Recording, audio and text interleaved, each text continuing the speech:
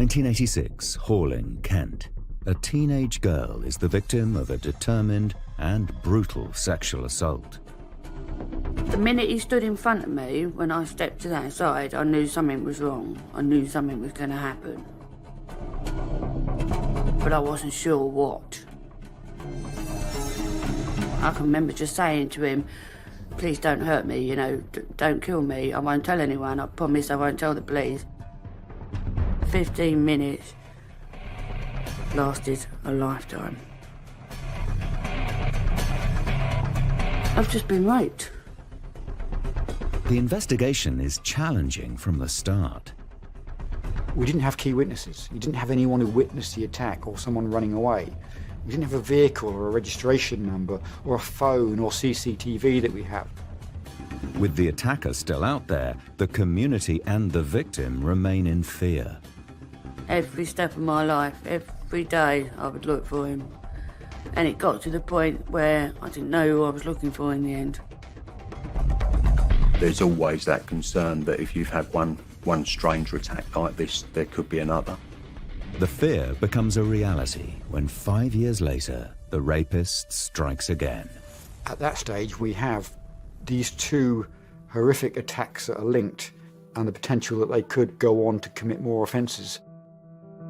The older I got, I think I did become quite bitter because he wasn't caught.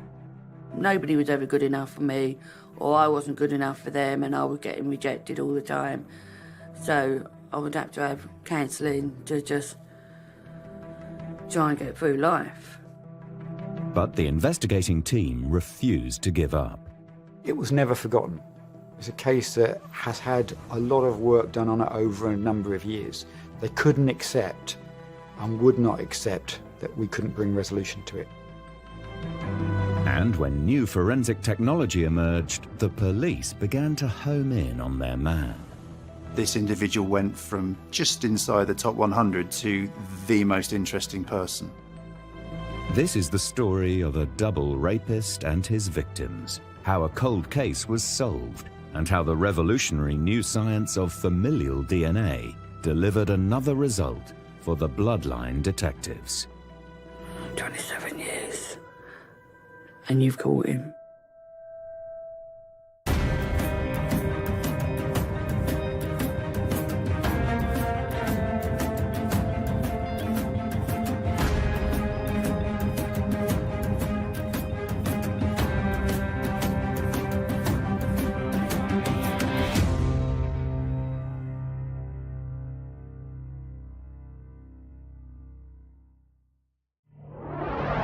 January the 8th, 1986, in Horling, Kent, police receive a call reporting a rape. The victim is a local teenager, Victoria Bacon. Victoria was a 14-year-old schoolgirl. She was partially deaf, which, you know, any rape is an awful ordeal, but this was a targeted, vulnerable victim. Victoria had been on her way home from school. There was three of us coming home on the train. So I had a friend that got off at one stop, I got off at the next one, and then she got off at the one following.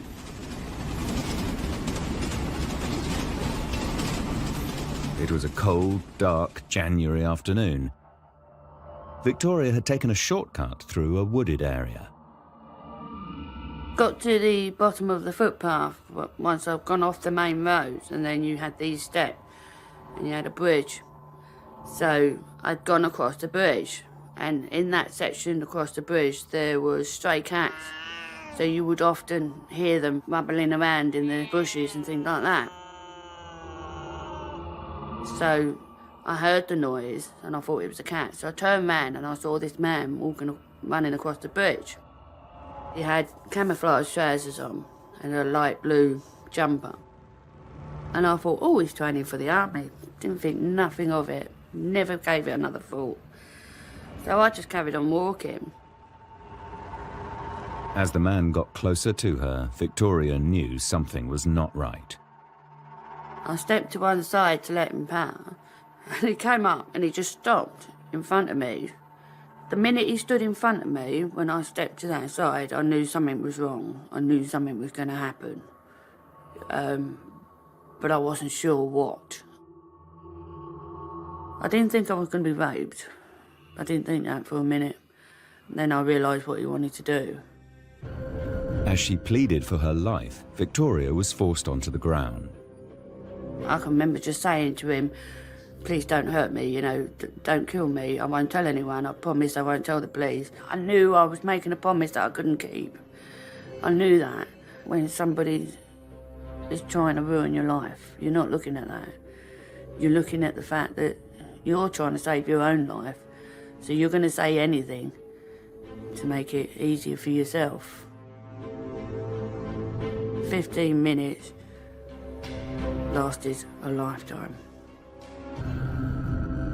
And then when he finished, he gave me a kiss on the cheek and said, thanks very much, jumped up, pulled his trousers up and walked off. And I was like, oh wow, I've just been raped. Although she was in shock, Victoria knew she needed to get help as soon as she could. From there, she ran to her home address, reported the matter to her stepfather, who contacted the police, and then the police arrived some 20 minutes later. Victoria's mother was at work when she got the news. My mum was working in Maidstone, and it normally takes about 20 to 40 minutes to get home. And no word of a lie, she was home in 10 minutes. 10 minutes. I was so pleased to see her. And she just threw herself at me and just put her arm around me and she never let go. To try and put yourself there and think of the shock from those that love and care for her that are hearing this happening. And how do they actually react to that? How do they cope with that? And of course they cope with resilience, and you know, the first thing to do, of course, is to get the police investigators to the scene, to then try and give them some support, but also, of course, the key element is to find out who did this. Within 30 minutes of the attack, a full investigation was underway. A sergeant attended together with a female officer. They then spoke to the victim and then tried to identify exactly where the scene took place, because there would have been forensic opportunities, but also to understand what had happened, where it happened. And then as a result of that, crime scene investigators attended the scene where they conducted their examination. And then what's in the surrounding area? Have you got any fast-track actions that you can undertake to try and quickly capture whatever evidence you've got at that particular time? Because it's a moving feast. You need to respond quickly to gather what you can quickly.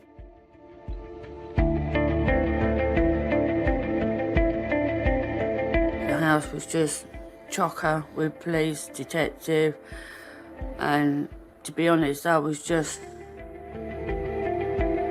blanked out. I just went along with the flow, you know, and I think being hard of hearing, you know, I couldn't hear what that police officer was saying to that one or what he was saying to her. And then I was taken into the police car to Rochester Police Station.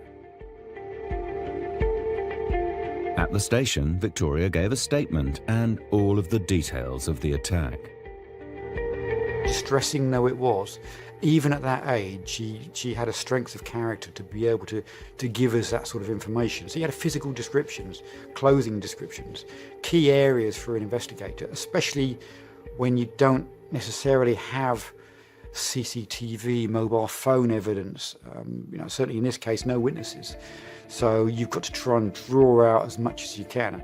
And that's something that's very difficult when someone's been through that sort of trauma. But what a strong character to be able at that age to give that sort of information. Victoria was able to describe him as 20 to 26 years of age. She said he was about 5 feet 10 in height, very chubby build, and he was wearing army-style trousers, which were baggy. She also said that he was wearing boots as well. So at the time, the software and computer programs that we might be able to use now, of course, weren't in existence at that time. This is sitting in front of somebody who is trained to try and draw out that physical description and put it on paper in a format that then we can then use to potentially use to try and identify who it is that has carried out this attack.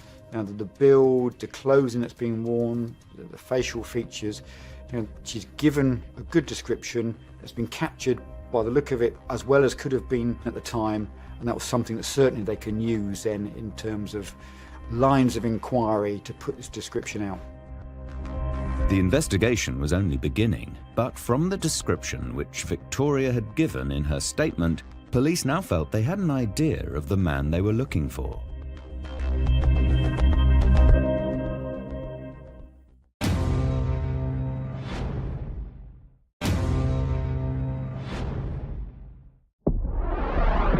In Horling, Kent, police were beginning an investigation into the rape of a teenage schoolgirl, Victoria Bacon.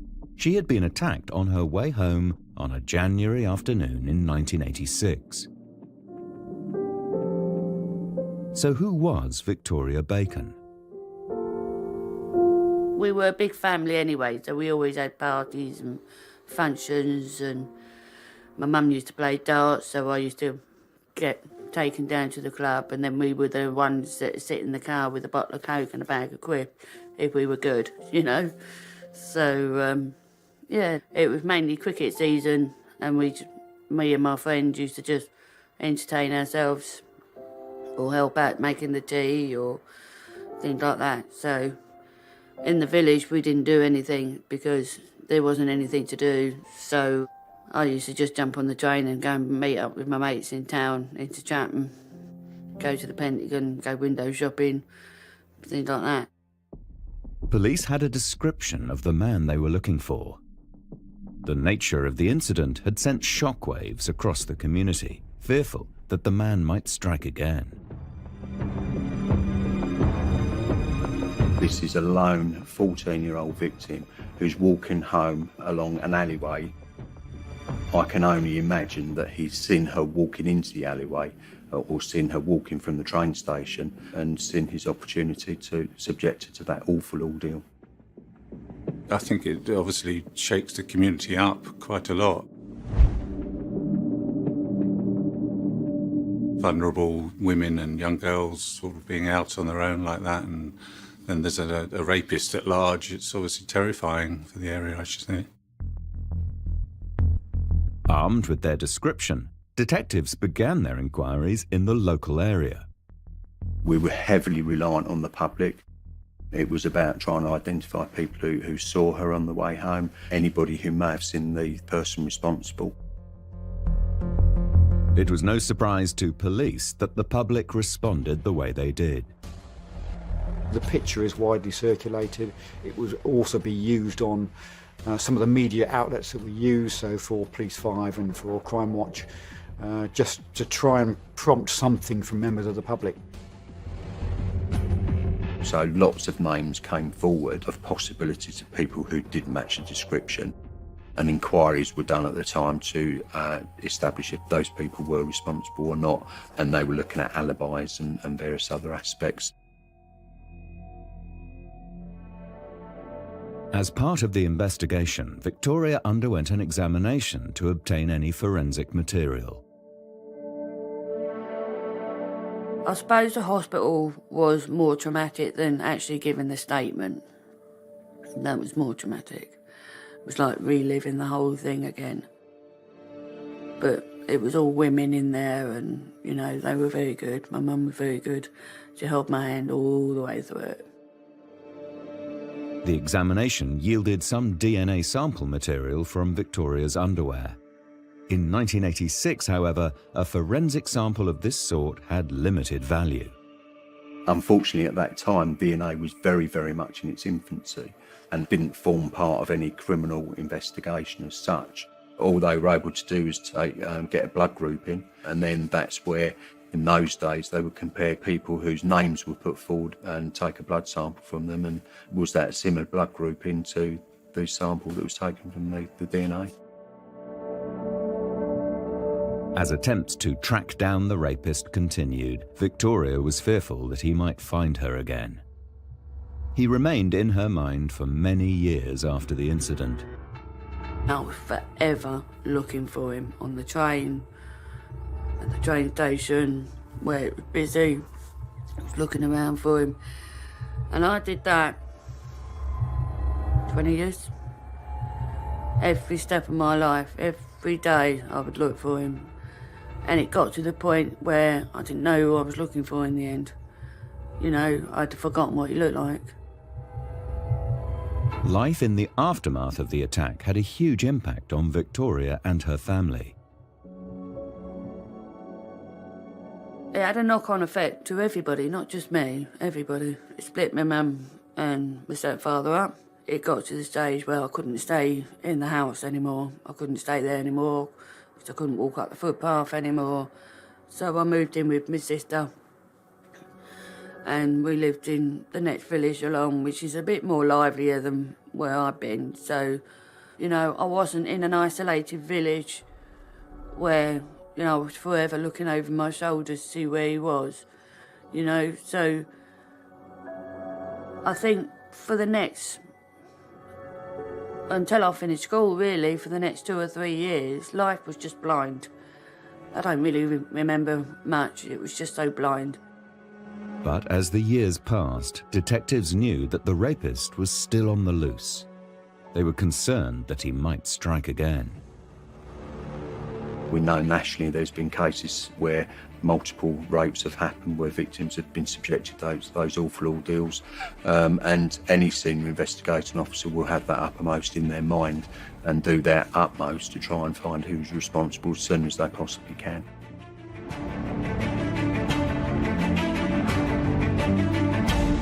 On Thursday the 6th of June 1991, a victim was in the area of the A20, which is in Rootham.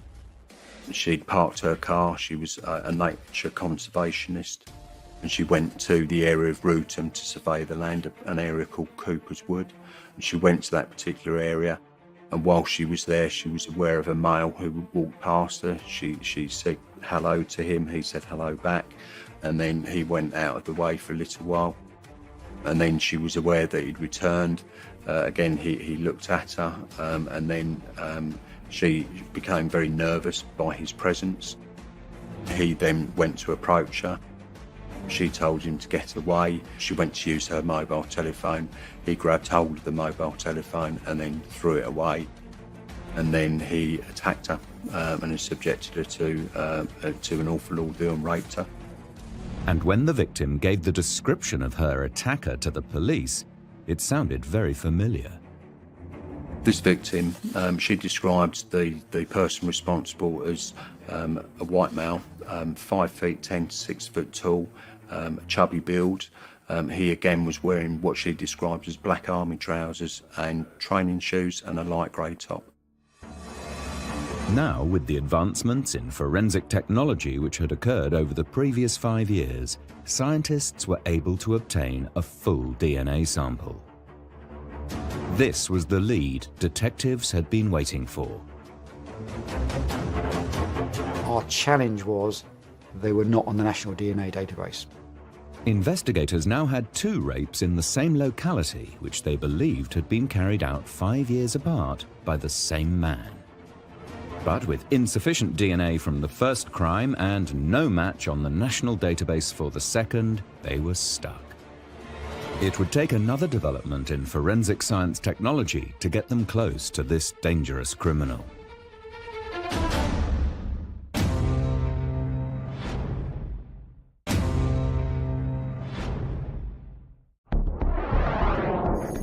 Despite intensive efforts, by the mid-1990s, police in Kent were struggling with an investigation into 2 rapes which they believed had been carried out by the same man. Forensic evidence had also failed to move the investigation forward. The case had begun to go cold. I can remember them saying that, you know, the case has obviously not been closed, but, you know, scaled down, you know, because they obviously couldn't find him. I suppose, really, I just learned to accept it and thought, well, I'll just get on with it then. You know, I did have some down days, don't get me wrong. You know, I did have upset days, like, especially like on the anniversary when it happened every year. I think the first 2 or 3 years I used to go back and just stand at the bottom of the step and just look up I would sort of think about it, and then come 4:45, right, that's it, fine, let's go, move on. The impact it must have on someone looking over their shoulder. Now, is this person still around? Am I going to suddenly see them? You know, when we talk about the effect and the impact, this is the human element to it. And it isn't short term, this is long lasting.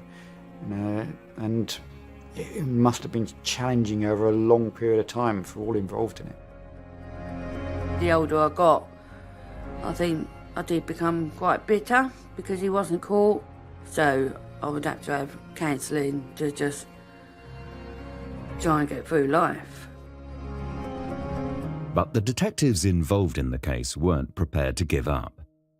I think really that, you know, that there's always that determination to seek justice for those victims, because both victims were subjected to an awful ordeal, and you want to do your very best for those victims. So in 2006, 2007, the Forensic Science Service were undertaking a review of all undetected sexual offences where DNA evidence had been found, and they were comparing those cases. At that stage, we didn't have a match because we had profiling that was done from 1986, but not a DNA sample. That needed to be reworked in terms of the forensics. So from between 86 and what was then 2006, massive changes. So reworking the forensics in 1986 then provided a DNA sample. That then gets loaded onto the National DNA database, and automatically, if it's the same as something that is already on there, another sample, then it's matched.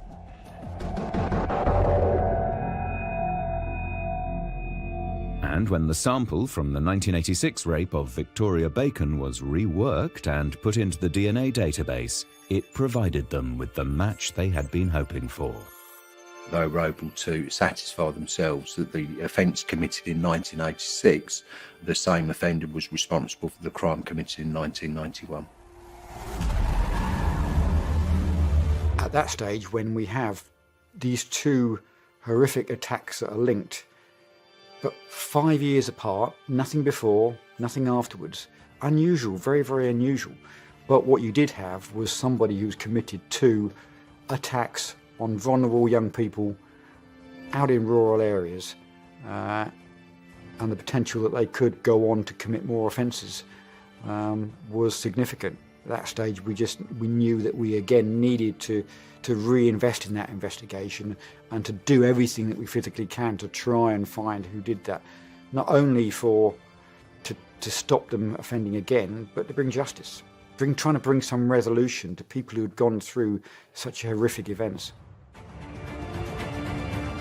The case was fully reopened in 2007. I always, when I look at older cases, I want to try and understand those cases. I want to try and understand what evidence we had then, what we didn't have, and to understand the case. So it's really a case if you have to read through all of the evidence that you've got, all of the statements that have been obtained. You have a whole team of officers around you who can support you with that, and they will look at various different aspects as well. As part of the new investigation, detectives went to speak with Victoria. She had started a new life in Wales. So they came in, my father gave us the lounge, my mum came flying down to see what was going on. And they said that they had reason to believe they were getting close to catching the rapist, and I was like, really? So I was shocked. I was really shocked. I needed a drink, I needed a cigarette. They wanted me to go through the statements again, which I did. And apparently I said he was really quite tall. I said he weren't that tall. And they said, well, how tall was he then? I said he was just a short ass, you know? He wasn't that tall. And I think when you're 14, everybody looks so much bigger, don't they? So we changed that, and then off they went. The team also started looking at newly available investigative options. On these cases, from an investigator point of view, you need to be looking at what is it that we can do. Now, we haven't got potentially the traditional routes of investigation to go down, because What we have is DNA, but we don't have a lot else apart from a description. So from a DNA perspective, the options you've got available are that they're not on the database. But could a family member be on the database? So we certainly in 2007 started looking towards the use of familial DNA. So although whoever carried out these attacks isn't on the database, somebody from the immediate family of the person who did may be on the database. Familial DNA had never been used in Kent before as part of our investigations. I attended a meeting with the Forensic Science Service who were able to explain the concept, and it was quite evident to me that, unfortunately we weren't able to detect the crime all those years ago, and we needed to use the developments of forensic science to progress this case. The team knew that the analysis would not be simple, and it would be time-consuming. The challenges around it are that thousands of people will have genetic similarities. And the art that then comes is trying to then refine the details that you get from all of those searches to try and see whether it would open up any other investigative lines. That is an enormous piece of work because the National DNA Database is forever growing. I think at the time it was increasing each year by 40,000 people. It's a slow and painful process, but it's a potential. It's something that might open up an investigation. And that's what was carried out in 2007 and subsequently over a period of time, trying to look at the DNA database and anyone with some genetic similarities, that there may be somebody linked to somebody that is actually on there. The problem is that work was done, but it didn't reveal anything. For the moment, the investigation had been frustrated again, but the team refused to give up. It was never forgotten. It's a case that has had a lot of work done on it over a number of years. Certainly from investigators within that team in the cold case, some of them had worked on this case over a number of years. They weren't done with it. They couldn't accept and would not accept that we couldn't bring resolution to it. So we went again. Stop, reassess, start again, rework the case, and let's just see if we can open it. So in 2012, let's start again on this investigation. Let's look at what we do have in this inquiry. What evidence do we actually have? Is there any other potential forensic evidence that we could get? And let's rework the familial DNA. Let's go down that route again, because there are thousands going onto the database every year.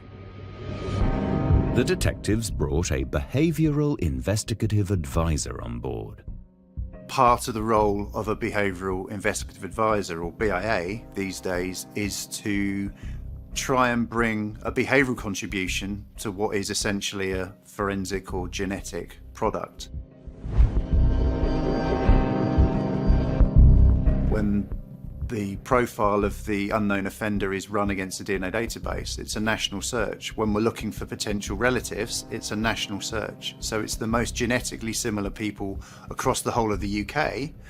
But as a BIA, I know that most offenders offend in areas where they feel comfortable. I know that the vast majority of sexual offending is carried out quite close to the homes of the offenders that perpetrate those offences. So for me, there's a key anchor point there in terms of where is the offender most likely to have resided at the time that the offences were taking place. So we have two victims in this case. We have crimes 5 or 6 years apart, and yet the offence locations are very close. So that tells you that there's probably some real kind of geographic roots here for the offender. The hope would be that family members are also in a similar geography.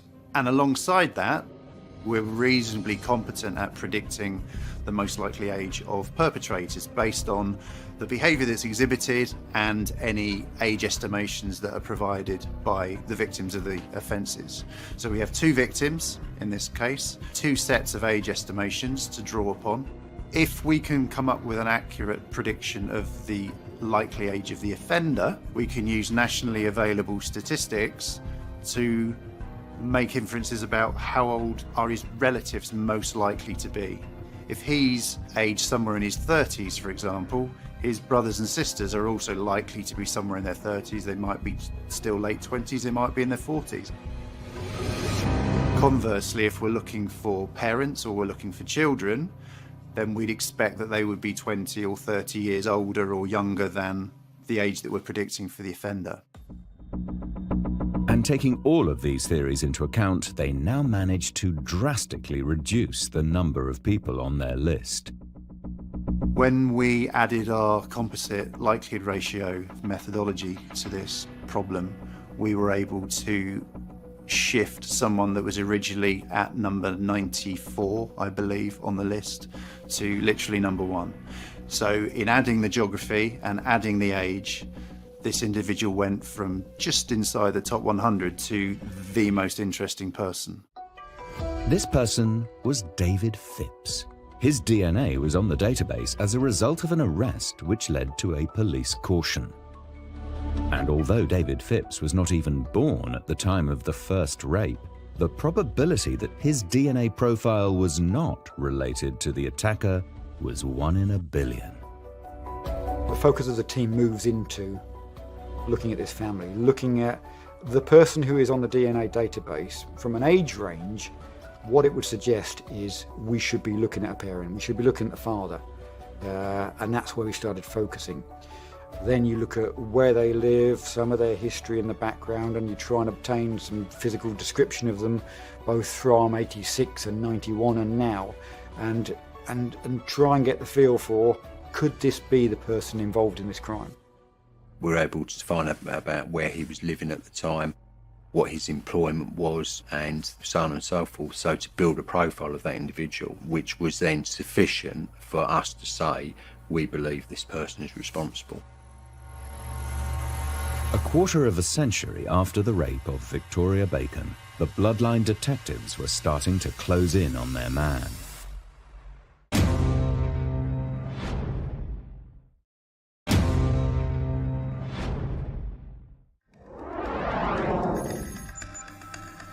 By 2012, detectives in Kent believed they were getting close to capturing the rapist they believe had attacked teenager Victoria Bacon in 1986 and another woman 5 years later.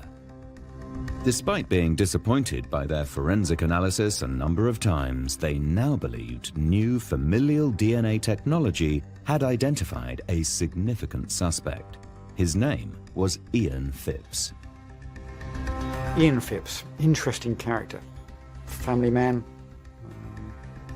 somebody who worked locally. When you start looking at the history, you think some of his work history sort of resonates with some of the information we knew from some of the descriptions. Phipps had been in the Territorial Army, something which might explain the combat trousers which both victims had identified. Physical description just looked right. It looked right from 1986, it looked right from 1991. So as an individual, he became of significant interest to us. We were able to research him, we were able to build an intelligence profile on him, to have a better understanding of where he lived, where he worked, and what criminality he'd previously been involved in. He'd never been arrested for a post-1995, which is when we were routinely taking DNA for recordable offences, and that's one reason why he was not on the National DNA Database. So all of his convictions that he'd had were prior to that date, hence why we had to go through the familial DNA route. But the team still needed proof that Phipps was the man responsible for the attacks, and there was only one way. And the bottom line on this, we are not going to know until we get his DNA. That's the bottom line on it. Is that something we should try and do voluntarily and knock on the door, or we should do it in a different way?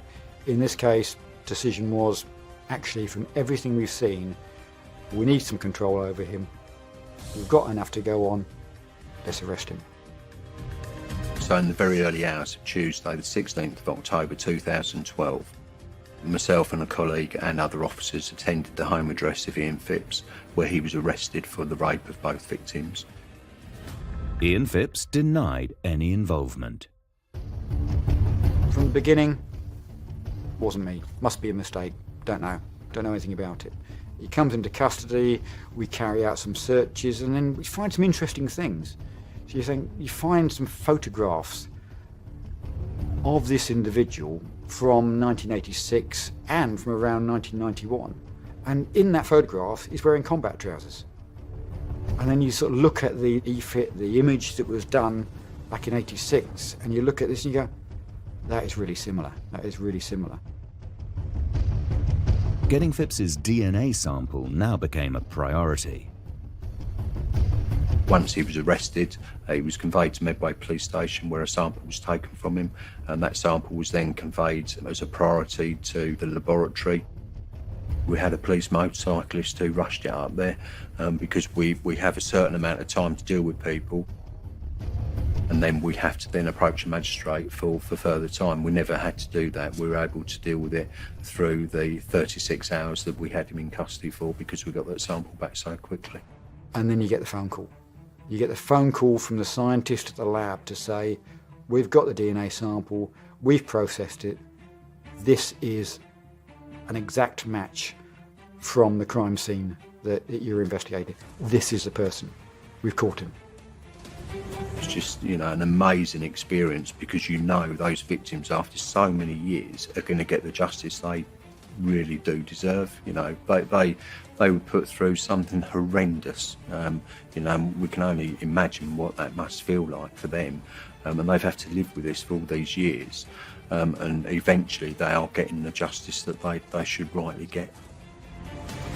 In 2012, Victoria Bacon received the call she had been waiting for since she was 14. 27 years. And you've caught him. I said, yeah. And I just screamed the house down. I was so pleased. And then my mum said, what's the matter, what's the matter? My dad came through, what's the matter? I said, they've caught him. They finally caught him. After all these years, my whole body was shaking. To think that, after all these years of looking for him and waiting for him to be caught, they got him, all through his son's DNA. And I was so thankful for that son. I can't describe how I felt. This is why, as investigators, you do this sort of work. That one phone call. It's not often that it can happen, and you have many disappointments, but it's that feeling that you get as an investigator that for the person you are working for, you've brought some resolution to them. But Ian Phipps continued to deny his involvement in either case. Even when you present the DNA evidence, it's you. This is you. This is the DNA evidence, it's conclusive. Still maintained it's a mistake. It wasn't me. And the thing about that is that doesn't help those that he's attacked. That shows no respect for those that he's done this to. This isn't accepting any responsibility. And even as you go through, and even as you then work towards a potential court hearing, a trial, this is somebody that was maintaining that they didn't do it. And that meant that you still had that trauma for those involved, that they might have to then go and give evidence. And it was only at the last minute, when faced with the overwhelming evidence, that he then changed his plea and went guilty. Ian Phipps appeared for sentence in April 2013. Victoria Bacon was in court. I remember looking around and seeing Victoria with some police officers who were obviously looking after her at the time. She was sitting in the well of the court, but she would have had a clear view of the dock where Phipps was sitting. I just stared at him. I absolutely stared at him. I wanted him to feel uncomfortable. I did have some friends with me as well, and my mother. And my mum was holding my hand. I can remember saying to her, he's a short ass. Look at him, Mum. Just look at him. And I just couldn't believe the pitiful man that was sitting there. And I don't think he showed any shame. He didn't put his head down or anything like that. He just sat there and looked at the judge. Wouldn't look at me at all. And there was no one on that side of the court. There was no one from his family to be there to support him. It was all empty, you know, and I just stared at him. I wasn't even listening to the judge or the solicitor. I was just staring at him. I just couldn't get him out of my head because I thought, I can't believe it's you, because I've been looking for you and you are not the sort of bloke I was looking for. It was also a significant moment for the team who had worked across the 27 years of the case. There was several of us who were in the court at the time because we all wanted to see that justice. We'd worked on this for a number of years, and you want to do your utmost to detect that crime, and it's lived with us as well. And you know, you want to do your very best, and part of that for the conclusion for us is to see him getting convicted. Passing sentence, Judge MacDonald told Phipps that these were wicked crimes that he'd committed, and questioned whether there was any remorse.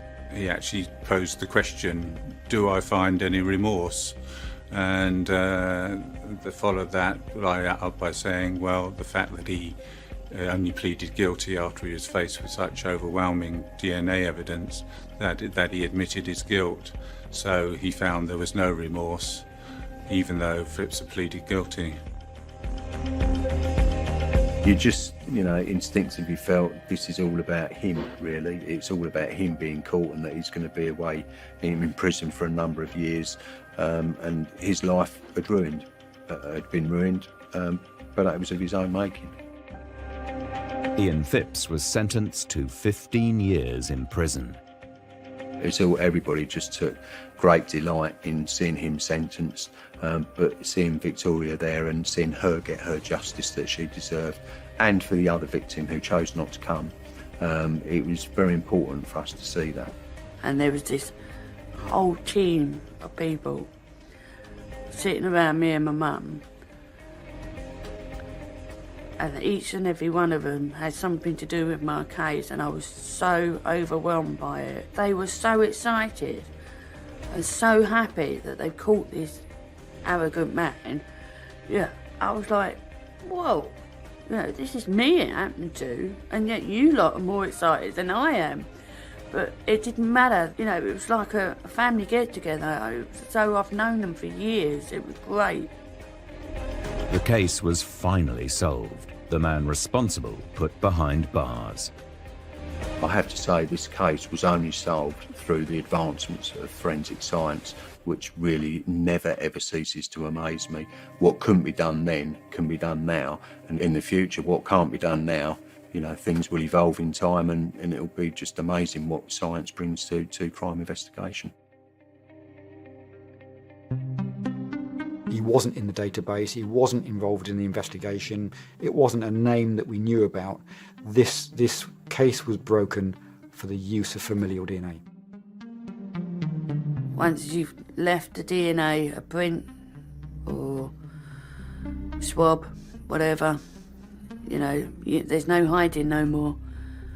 You know, all right, I waited 27 years, but it was well worth the wait. Well worth the wait for the DNA, you know, it's marvellous what they've done.